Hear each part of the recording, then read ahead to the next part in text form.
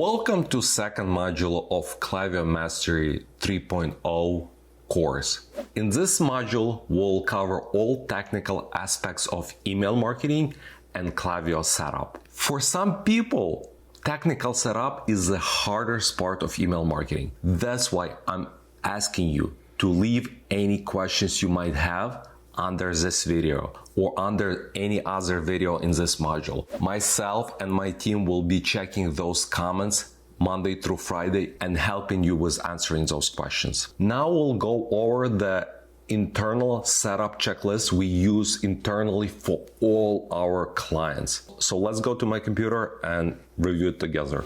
So this is our Klaviyo setup checklist. First of all, under this video, there is a link. You don't need to provide your contact information. You can just click and download the Klaviyo setup checklist.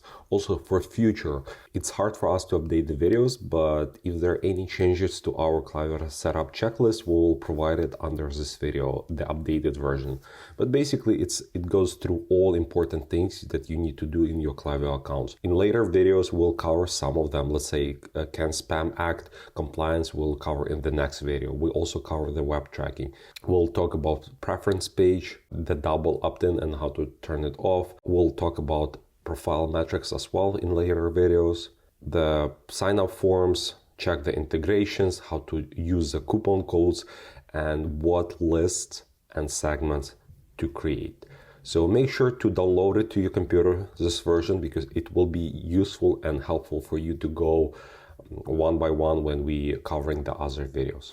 Congratulations, we just did the overview of Klaviyo setup checklist. So everything was in your theory, I was explaining. So now let's go to action. Let's go to second video where we'll be setting up your account and make sure it's set up correctly for Can Spam compliance.